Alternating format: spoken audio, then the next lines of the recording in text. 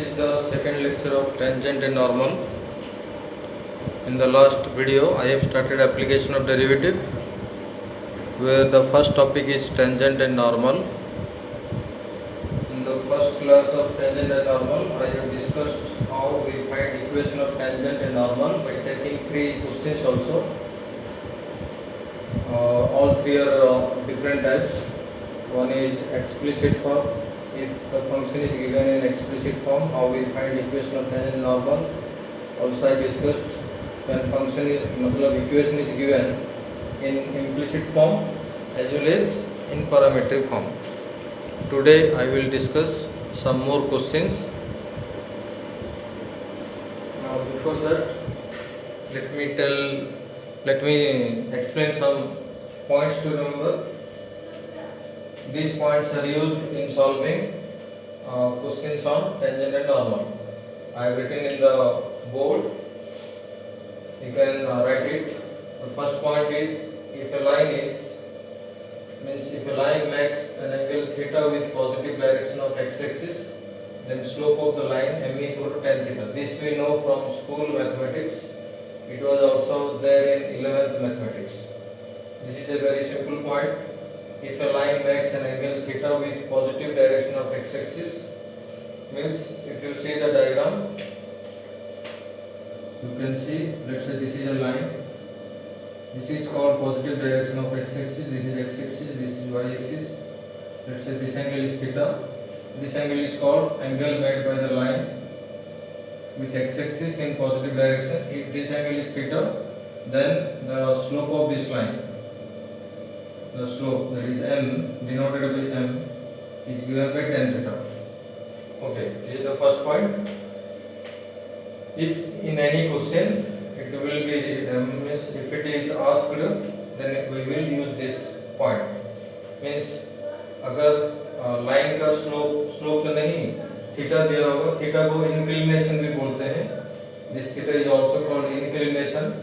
Then slope is given by tan theta. Second point is slope of the line y equal to mx plus c is m. This is a popular form of equation of straight line. If a equation of line is given in this form, y equal to mx plus c, means left side में हम y रखेंगे, बाकी सबको right side ले जाएंगे, then x का coefficient जो भी होगा उसको हम स्लोप बोलते हैं. फॉर एग्जांपल देखो, अगर जैसे दिया होगा slope of line y equal to 3x minus 4, इसका आंसर होगा m equal to 3. y equal to mx plus c के फॉर्म में है. ये माइनस भी हो सकता है, ये भी माइनस हो सकता है. तो x का कोएफिशिएंट जो भी होगा वो तुम्हारा स्लोप होगा. ठीक है. So I am just revising the 11th coordinate geometry जो कि टेंजेंट नॉर्मल में यूज होता है. थर्ड पॉइंट क्या है? Slope of the line ax plus by plus c equal to 0. This is also a popular form. This is called general equation of line. If the equation of line is ax plus by plus c equal to 0, then slope is given by minus a by b.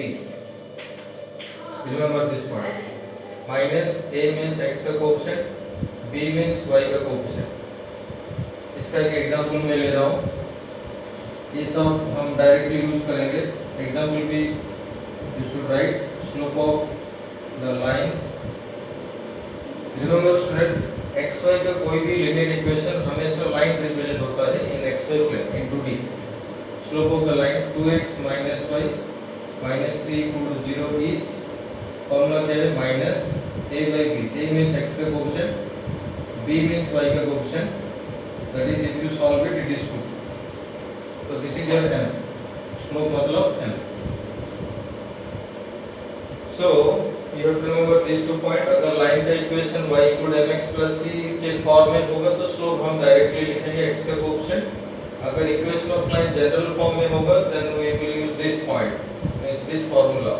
Slope of the line this is minus a by b. Okay. Next fourth point क्या है? This is also important point. Every point is important.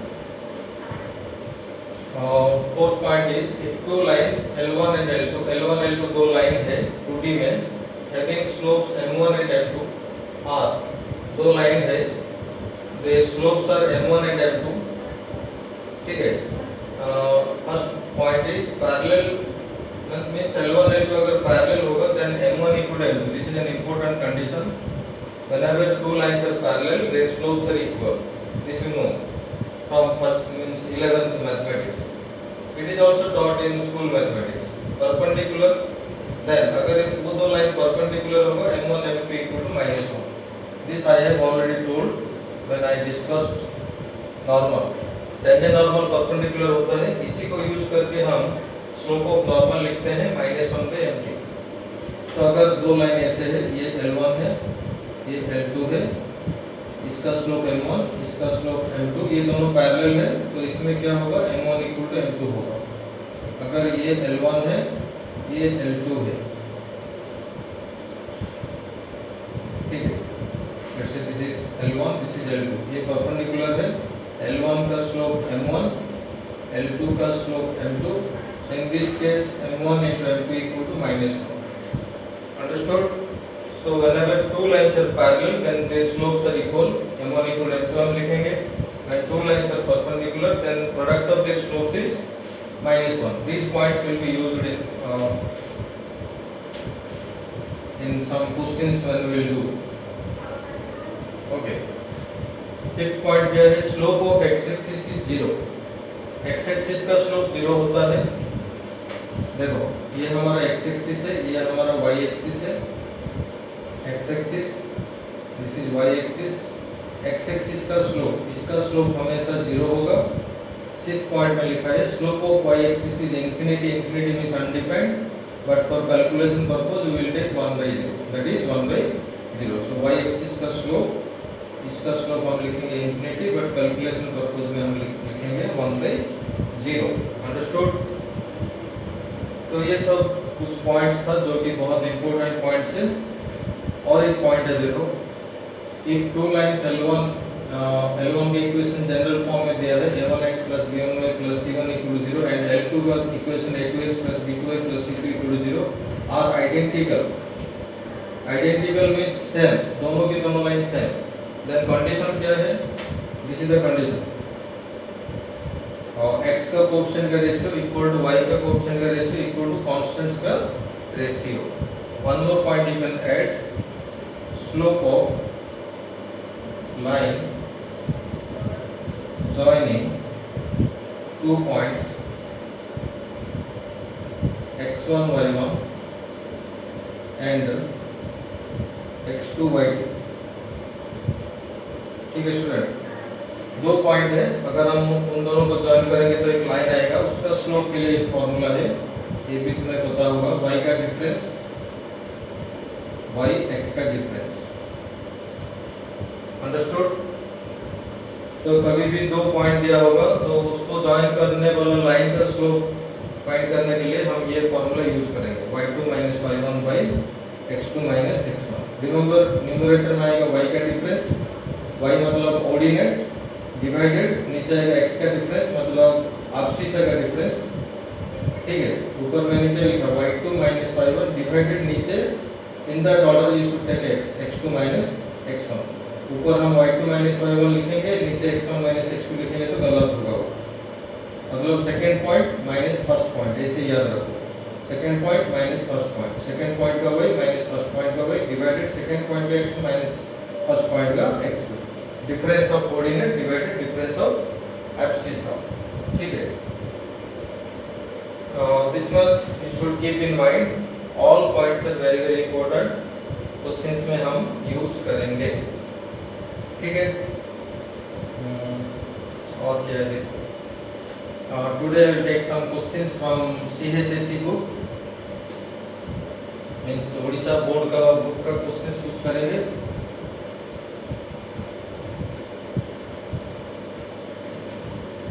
Late me start. ये तुम्हारा elements of mathematics part 2 में the tangent normal exercise is 8b, ठीक है। Question number 1 you can do, I have explained in the previous video how to find equation of tangent and normal। Question number 1 में 9 bits है, 9 bits you can do all the questions. अभी हम question number 2 करेंगे. I am writing down the question. Find the point on the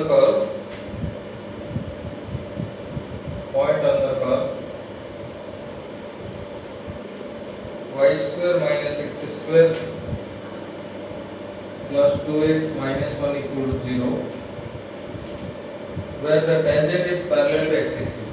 Where the tangent is parallel to x-axis. Students, in every question, one thing is very important. We have to understand the question. Question को हमें समझना चाहिए. Then we can think of answer. Answer हम कैसे करेंगे सोचेंगे. तो question तो समझ में आना चाहिए ना. So इस क्वेश्चन में क्या पूछ रहे हैं देखो. Find the point on the curve. Curve का इक्वेशन में randomly curve में draw करो. You can also draw randomly any curve. Rough sketch. Roughly I am doing. This is not the exact graph of this curve. तो इस curve का equation दिया है y square minus x square plus 2x minus 1 equal to 0. ये क्या है तुम्हारा curve. मैंने एक ग्राफ स्केच बनाया. इसके ऊपर हमें पॉइंट फाइंड करना है. इसके ऊपर बहुत सारे पॉइंट्स होंगे. फाइंड द पॉइंट पूछा है तो पॉइंट हम फाइंड करेंगे जहां पर tangent is parallel to x axis. मतलब अगर मैं यहाँ एक टेंजेंट खींचूंगा, वो टेंजेंट ये टेंजेंट एक्स एक्सिस के साथ पैरेलल होगा. ठीक है, ये बोल रहे हैं उससे. तो ये तुम्हारा टेंजेंट. सो अभी मैंने बताया एक्स एक्सिस का स्लोप कितना है 0. फिर पैरेलल वाला कंडीशन हम यूज करेंगे क्योंकि tangent is parallel to x axis. तो I am writing over here according to question slope of tangent equal to 0. ये तुम्हें याद रखना है, ये तुम्हें समझना है. ये कैसा आ गया क्योंकि tangent is parallel to x axis. तो टेंजेंट का स्लोप हम लिखते हैं mt equal to x axis का स्लोप हमें पता है 0. ठीक है, ये हम लिखेंगे. फिर सोचेंगे mt हम कैसे फाइंड करेंगे. उससे पहले let the point is x1, y1. Point तो हमें पता नहीं, क्वेश्चन में तो पूछा है पॉइंट फाइंड करने के लिए. तो question demands to find the point.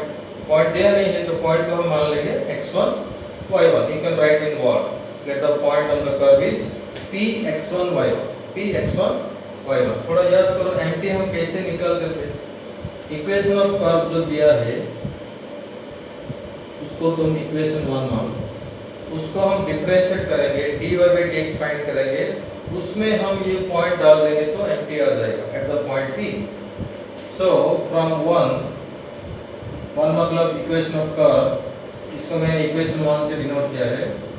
तो फ्रॉम 1 अगर मैं इसको डिफरेंशिएट करूंगा, students remember, always remember that to find slope of tangent हम हमेशा इक्वेशन ऑफ कर्व को डिफरेंशिएट करेंगे. डिफरेंशिएट करने के बाद पॉइंट ऑफ कांटेक्ट जहां पर हमने टेंजेंट ड्रॉ किए हैं उस पॉइंट को डेरिवेटिव में डाल देंगे, वो हमें देगा mt. तो from 1 I am differentiating y square का differentiation 2y dy/dx minus x square का डेरिवेटिव 2x प्लस 2x का डेरिवेटिव 2 माइनस 1 का डेरिवेटिव 0 इक्वल टू 0 का derivative 0. In this step what I have done, I have simply differentiated the equation of curve with respect to x. If you see ये तो 0 है, ये भी 0 है. I can cancel 2. तो यहाँ पर 1 बचेगा. तो क्या बचा है y dy/dx minus x plus 1 equal to 0. यहाँ से dy/dx आएगा, पहले इन दोनों को उधर ले जाओ, x minus 1 by y. ठीक है, तो simply I have done, I have differentiated the equation of curve and I got dy/dx. अभी मैं लिखूंगा mt. mt क्या है dy/dx at the point P. P लिखो, नहीं तो इस कोऑर्डिनेट को भी इधर लिखो, दोनों एक बार. तो dy/dx का आंसर ये है. इसमें हम ये पॉइंट पुट करेंगे तो कितना आएगा x1 minus 1 by y1. समझ रहे हो, x1 minus 1 by y1. x की जगह पर x1 डाल दो, y की जगह पर y1 डाल दो. नाउ mt क्या है 0 है. Now mt equal to 0 implies x1 minus 1 by y1 equal to 0। इसको अगर हम सॉल्व करेंगे, क्रॉस मल्टीप्लाई करेंगे तो x1 तुम्हारा 1 आएगा। तो पॉइंट का कोऑर्डिनेट का x कोऑर्डिनेट पता चल गया। अभी नेक्स्ट चीज क्या है, y1 मतलब इस पॉइंट का y कोऑर्डिनेट हम कैसे फाइंड करेंगे। इसका एक लॉजिक सुनो, कभी भी किसी भी पॉइंट का अगर एक कोऑर्डिनेट पता होगा, जैसे कि यहाँ पर x1 का कोऑर्डिनेट पता चल गया, आपसे सब पता चल गया, तो कोऑर्डिनेट मतलब y1 हम कैसे फाइंड करेंगे, हमेशा इस पॉइंट इक्वेशन ऑफ कर्व को सेटिस्फाई करेगा। ये बात तुम याद रखो, दिस यू रिमेंबर। ये कोऑर्डिनेट क्योंकि ऑन द कर्व है, कर्व के ऊपर है, ये पॉइंट इक्वेशन ऑफ कर्व को सेटिस्फाई करेगा। सेटिस्फाई करने से x1 y1 में इक्वेशन तैयार होगा, उसमें हम x1 का वैल्यू डालेंगे तो y1 मिल जाएगा। तो अभी क्या लिखेंगे, x1 y1 सेटिस्फाई इक्वेशन 1 मतलब का, तो सेटिस्फाई करेंगे तो क्या बनेगा, y1 square minus x1 square plus 2x1 minus 1 equal to 0। फिर हम इसमें क्या करेंगे, x1 इक्वल टू 1 पुट कर देंगे, put x1 equal to 1, we get, इसमें x1 इक्वल टू 1 डाल दो, y1 square minus 1 plus 2 minus 1 equal to 0। If you see plus 2 minus 2 cancels, तो y1 स्क्वायर इक्वल टू 0, यहाँ से y1 का value 0 आएगा स्टूडेंट। तो x1 y1 पता चल गया, मतलब पॉइंट पता चल गया, क्वेश्चन तो वही था ना। Hence the required point is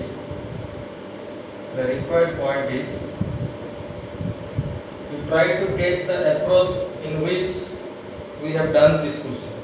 तुम्हें अप्रोच याद रखना है, ये डायरेक्ट क्वेश्चन नहीं है, ये इनडायरेक्ट क्वेश्चन है। इसमें पॉइंट हम फाइंड किए हैं, बट इससे पहले जब हम क्वेश्चंस किए थे, तीनों क्वेश्चन, उसमें कर्व भी दिया हुआ था एंड पॉइंट भी दिया हुआ था, वहां से हम equation of tangent, equation of normal find कर रहे थे, बट यहाँ पर हम पॉइंट फाइंड कर रहे हैं। And according to the data of the question हमें स्लोप ऑफ टेंजेंट पता है।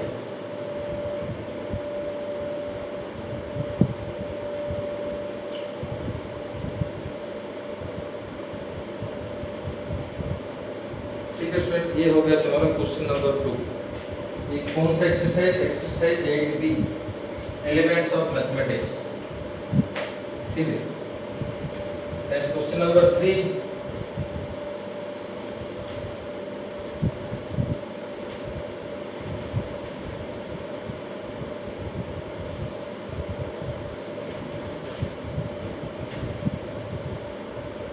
क्वेश्चन नंबर 3 जरा लिखो, ये भी इंपॉर्टेंट क्वेश्चन है। Find the point in bracket लिखा है S, मतलब पॉइंट भी आ सकता है, पॉइंट्स भी आ सकता है, more than one point on the curve. ये थोड़ा डिफिकल्ट, मतलब डिफिकल्ट नहीं, थोड़ा लेंथी क्वेश्चन है। x equal to 380 by 1 plus t square, y equal to दिया है 380 square by 1 plus t square. ये तो पैरामीट्रिक में दिया है, equation of curve parametric form है। where the tangent is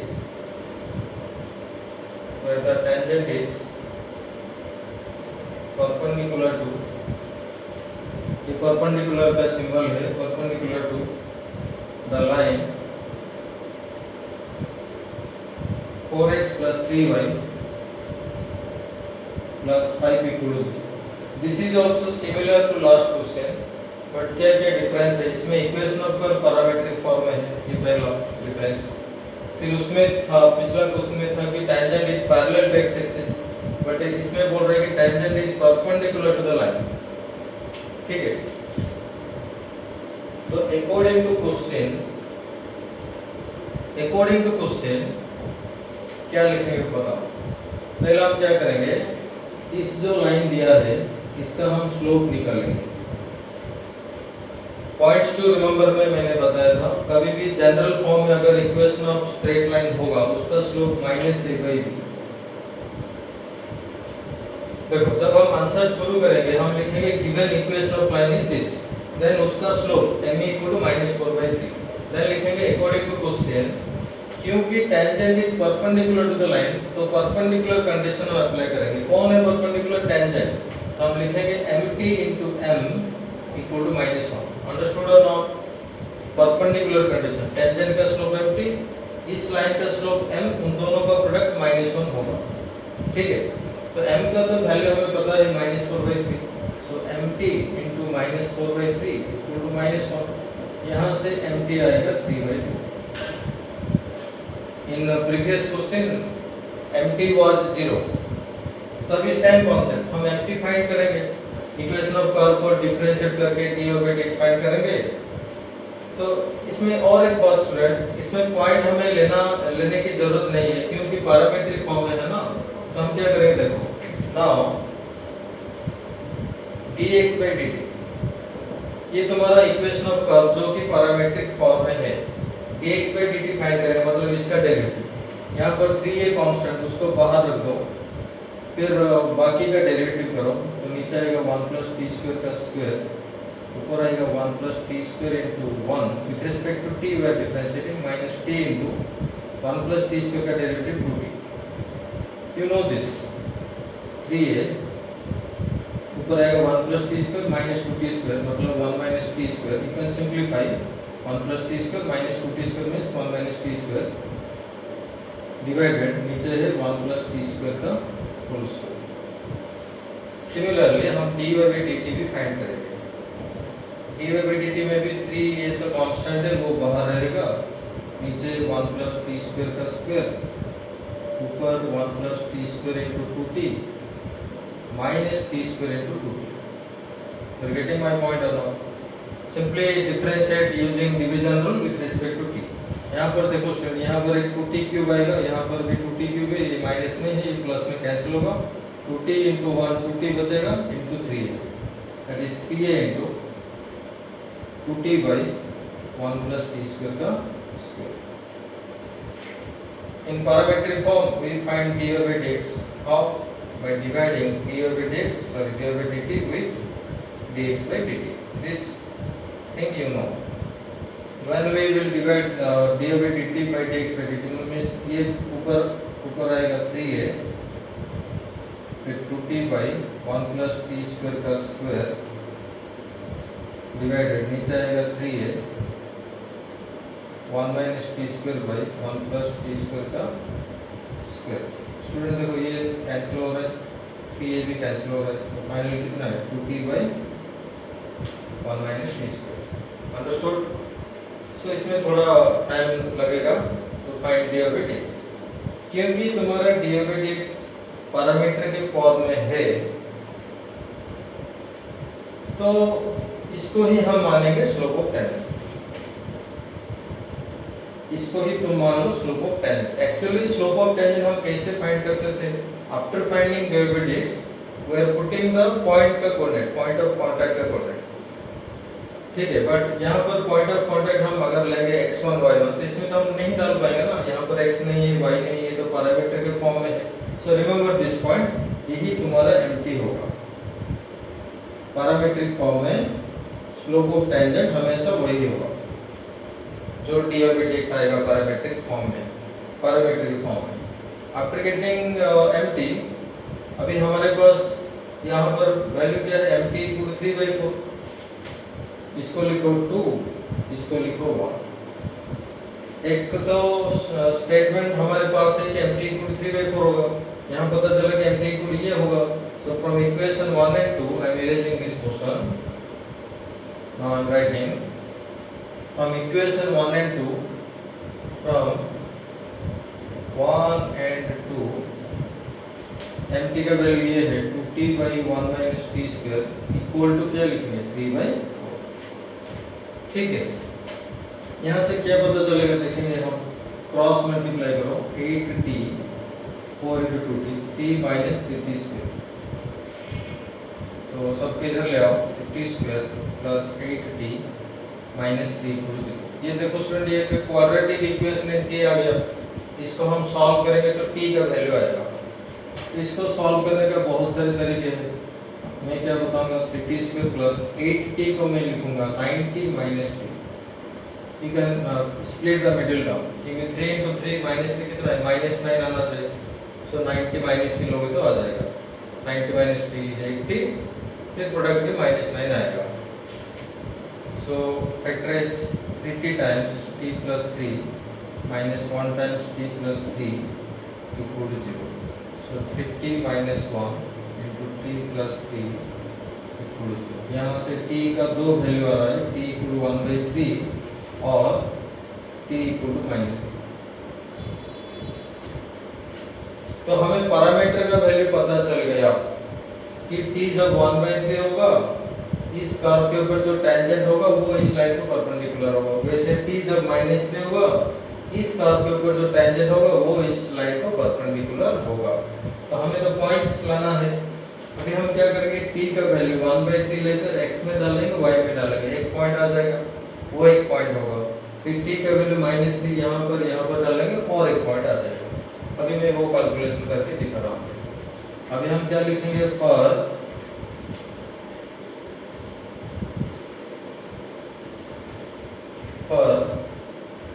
t equal to 1/3, for t equal to 1/3, x कितना होगा देखो, यहाँ डालो 3a into 1/3, 3a into 1/3 divided 1 plus t square मतलब 1/9। इसको अगर हम सॉल्व करेंगे a by, यहाँ 3 कैंसिल हो रहा है, नीचे आएगा 10/9, that is 9a/10, फिर y कितना होगा, वहाँ डालना पड़ेगा 3a into 1/9 by 1 plus 1/9, इसको सॉल्व करेंगे तो ऊपर आएगा a/3, नीचे आएगा 10/9, फिर a/3 into 9/10, that is 3a/10। ठीक है, तो एक पॉइंट आ गया, hence the point is, ये जो x निकल कर आया है, y निकल कर आया है, वही तुम्हारा पॉइंट है, 9a/10, 3a/10। Similarly, you find for t equal to -3, for t equal to -3 x find करो, वो मैं नहीं बता रहा हूँ, you can find, जैसे मैंने ये बताया वैसे t equal to -3 यहाँ डालो और एक पॉइंट आ जाएगा, इसलिए क्वेश्चन में प्लूरल फॉर्म में था, पॉइंट्स था। ठीक है, तो in this way we find the required points. At last हम लिख देंगे hence the required points are, जो पॉइंट आया है वो हम लिखेंगे। So I think you can complete the answer, I am not completing, I will move to next question. ये एक अच्छा सा क्वेश्चन है, ये बोर्ड में आ सकता है 4 मार्क में। नेक्स्ट क्वेश्चन क्या है, question 4, find the point on the curve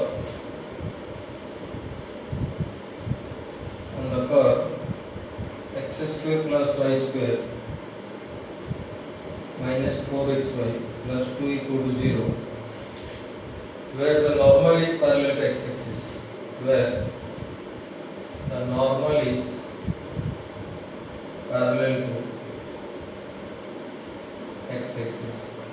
This is similar to question number 2, यहाँ पर tangent दिया था parallel to x-axis, यहाँ पर क्या है, normal is parallel to x-axis. I am not doing any diagram, directly I am saying according to question हम क्या लिखेंगे, normal is parallel to x-axis। तो normal क्योंकि parallel है, slope of normal हम लेंगे, x-axis के साथ parallel है तो equal to 0 होगा।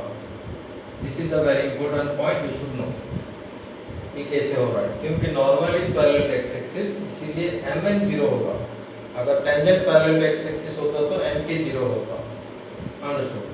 Now we will move forward to find out mn। तो इक्वेशन ऑफ कर्व क्या है, इक्वेशन ऑफ कर्व क्या है, x² + y² - 4xy + 2 = 0। इसे करेंगे, डिफरेंशिएट करेंगे, स्लोप ऑफ टेंजेंट फाइंड करेंगे, वहां से स्लोप ऑफ नॉर्मल आ जाएगा, उसको हम 0 लेंगे। और एक बात सुनो इसमें, क्योंकि ये इम्प्लिसिट फॉर्म में है, लेट द पॉइंट इज, यहाँ हम मान सकते हैं point is x1, y1। Parametric form में हम नहीं मानेंगे, पैरामीट्रिक में हम फाइंड करेंगे। तो differentiate with respect to x करेंगे इसको।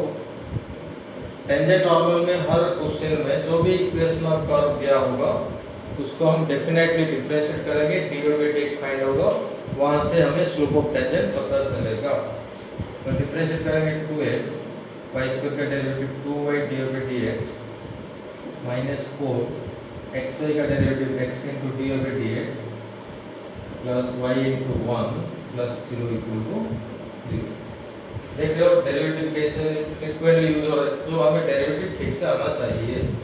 यहाँ देखो स्टूडेंट 2 यहाँ से 4 2 x लॉग, फिर ओपन करके लिखो x plus y dv/dx minus 2x dv/dx, फिर आएगा माइनस 2y इक्वल टू 0।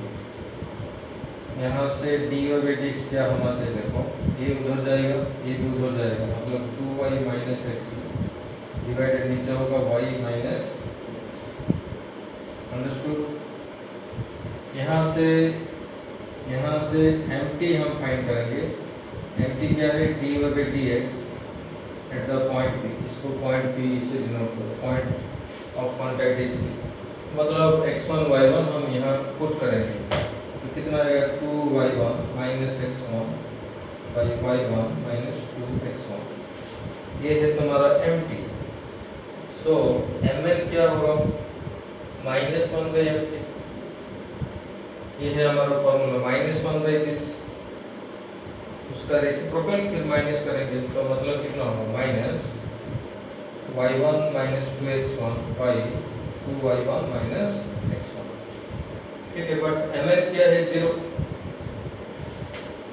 सो इसको मान लो, इक्वेशन ऑफ कर्व को मान लो 1, इसको 2, सॉरी इसको 1 मान लो, इसको 2 मान लो, इसको 3 मान लो।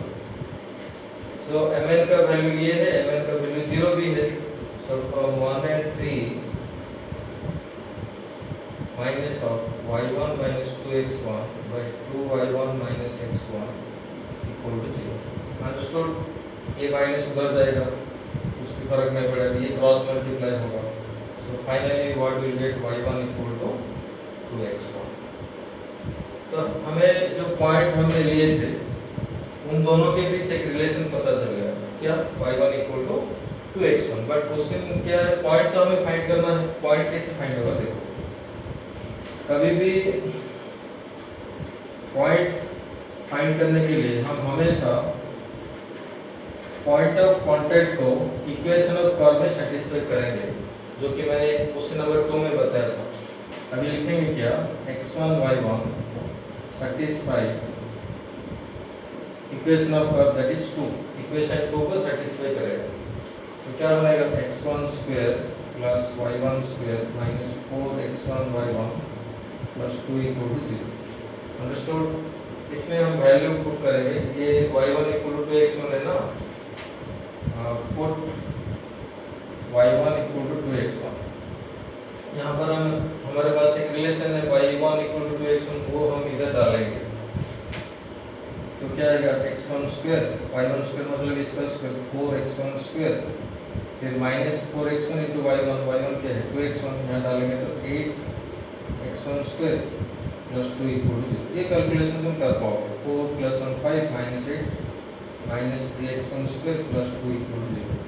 तो 3x1 स्क्वायर आएगा 2, x1 स्क्वायर आएगा 2 बाई 3, तो x1 आएगा student plus minus, don't forget to put plus minus, plus minus क्या आएगा, understood.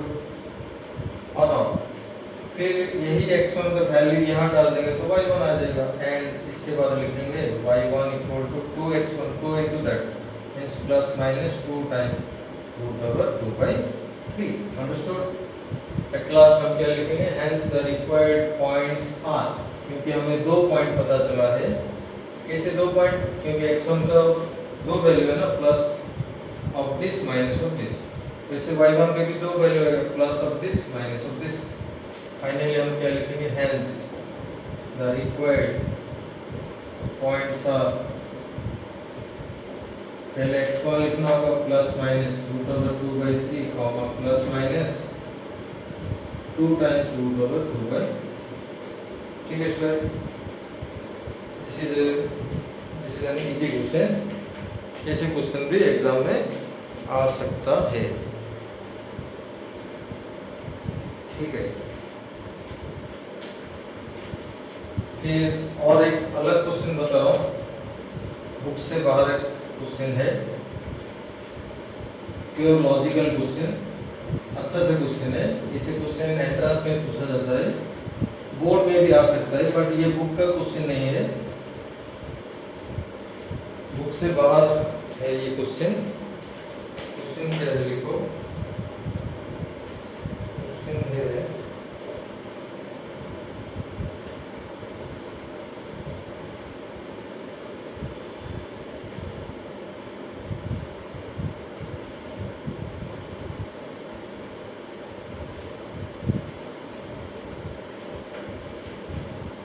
Very good question this one.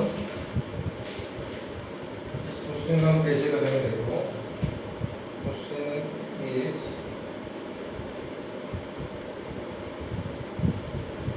ये एक्स्ट्रा क्वेश्चन है, if y equal to 4x minus 5 is a tangent to the curve, is a tangent to the curve y square equal to px cube plus q. This is outside of your book. At 2, 3, then find p and q. What you can do, you can pause the video, try yourself. जितना concept मैंने बताया उतना concept से ये question हो जाएगा। इसमें क्या देखो स्टूडेंट, ये लाइन, ये एक लाइन का इक्वेशन है जो कि टेंजेंट है to this curve at 2, 3, at 2, 3 point भी दे दिया है। अगर मैं इसका एक रफ स्केच बनाऊंगा, let's say this is the curve, इसका इक्वेशन दिया है y स्क्वायर इक्वल, ये है कर्व तुम्हारा, y स्क्वायर इक्वल दिया है px क्यूब प्लस q। फिर इसके ऊपर एक पॉइंट है 2, 3, 2, 3 एक पॉइंट है, एट दिया है ना, मतलब कर्व के ऊपर ही होगा वो पॉइंट 2, 3। उस पॉइंट पर टेंजेंट का इक्वेशन भी दे दिया है। तो let's say this is your tangent, so this is your tangent and इसका इक्वेशन दिया है y equal to 4x minus 5। इतना इंफॉर्मेशन है इस क्वेश्चन में, and find p and q। Understood? अब आंसर कैसे होगा? पहली बात तुम क्या करो, क्योंकि ये पॉइंट कर्व के ऊपर है तो ये कर्व को सेटिस्फाई करेगा। यहाँ पर भी p है, यहाँ पर p है, उसको नहीं तो q मान लो, कैपिटल P, नहीं तो कैपिटल A मान लो, ये तो कंफ्यूजन होगा। यहाँ पर एक p है ना, so let the point of contact is है, उसका कोऑर्डिनेट 2, 3 है। तो हमें कुछ भी करके p और q का वैल्यू फाइंड करना है, जो कि इक्वेशन ऑफ कर्व में दो अननोन है, उसको हम फाइंड करेंगे। फर्स्ट पॉइंट 2, 3, जिसको मैंने नाम दिया है a, satisfy equation of curve. ये हमेशा होगा स्टूडेंट, कभी भी कर्व के ऊपर एक पॉइंट होगा तो वो पॉइंट कर्व को सेटिस्फाई करेगा। तो देखेंगे इसका फायदा क्या होगा, सेटिस्फाई करेंगे तो 2, 3 इसमें सेटिस्फाई करो कर्व के ऊपर, y की जगह पर क्या पुट करेंगे 3, तो y में 3 डालोगे तो 9 आएगा। p x क्यूब, x में कितना डालना है 2, तो 8p प्लस, मतलब we got an equation between p and q। p और q का एक इक्वेशन पता चल गया। देन हम सोचेंगे और कुछ इक्वेशन आ सकता है क्या p और q का, अगर आ जाएगा तो हम सॉल्व करेंगे और p और q का वैल्यू फाइंड कर लेंगे। अभी किसका हेल्प लेंगे, टेंजेंट का हेल्प लेंगे। देखो स्टूडेंट, क्योंकि ये टेंजेंट का इक्वेशन है, ये क्वेश्चन में दिया है, इसीलिए इस टेंजेंट का स्लोप, देखो टेंजेंट के पास में लिख रहा हूँ mt, मतलब टेंजेंट का स्लोप, ये किसके फॉर्म में, y इक्वल mx प्लस से mt स्लोप। तो ये जो इक्वेशन ऑफ लाइन दिया है उसका यूज इतना ही है कि टेंजेंट का स्लोप 4 होगा या नहीं होगा, ये तुम्हारे आंसर में लिखना होगा। This is not rough work, ये आंसर में लिखना होगा। तो mt का तो वैल्यू पता चल गया, बट हम mt जनरली कैसे फाइंड करते हैं, by differentiating equation of curve and putting the point of contact. अभी क्या करेंगे, नाउ ये ऐसे लिखो, इक्वेशन ऑफ कर्व क्या है, इक्वेशन ऑफ कर्व है y square equal to 3px³ plus q। अभी टेंजेंट की स्लोप के बारे में हम सोचेंगे, जो कि हमें पता है। इसको डिफरेंशिएट विद रिस्पेक्ट x करेंगे। डिफरेंशिएट विद रिस्पेक्ट x करेंगे तो क्या होगा 2y dy/dx। इसका स्टूडेंट p का कांस्टेंट है तो 3px² आएगा। q का डेरिवेटिव 0 तो dy/dx आएगा 3px² 2y। ये तुम्हारा dy/dx। इसको बोलते हैं general slope, mean slope of the curve at general point. But हमें तो पॉइंट पता है ना, तो mt क्या होगा dy/dx एट a क्या है 2 3। मतलब ये जो dy/dx आया है इसमें हम ये पॉइंट पुट करेंगे 2 3, x की जगह पर 2, y की जगह पर 3। मतलब क्या होगा 3p into 4/2 into y। y कितना है 3। इफ यू सी 2 से 4 कैंसिल होगा 2, 3 से 3 कैंसिल होगा, ये कितना आ रहा है 2p। So using equation of curve I got slope of tangent is 2p, but according to question slope of tangent क्या है 4। let's say इसको मैं नाम देता हूँ 3, इसको मैं नाम देता हूँ 2। from 2 and 3 मेरा आंसर हो गया। from 2 and 3 2p equal to 4। समझ में आ रहा है? using equation of curve slope of tangent is 2p, using the data given in the question slope of tangent is 4। तो इन दोनों बराबर होंगे 2p equal to 4। यहाँ से p कितना होगा 2 होगा। तो अभी इक्वेशन 1 का यूज होगा, p का वैल्यू हम इधर पुट करेंगे तो q आ जाएगा। नाउ 8p, p का वैल्यू 2 है, plus q equal to 9, 16 plus q equal to 9, तो q equal to 9 minus 16 which is minus 7। तो finally your answer is hence p is 2, p2, q is minus 7। ऐसे question भी exam में आ सकता है। क्या है क्वेश्चन? इक्वेशन ऑफ कर्व में दो अननोन है, टेंजेंट का इक्वेशन दिया है, पॉइंट ऑफ कांटेक्ट भी दिया है। उस कर्व में जो दो अननोन है p और q, उन दोनों का वैल्यू फाइंड करने के लिए बोल रहा है। ओके, ठीक है students, this completes today's class. Will meet in the next class. Thank you to all.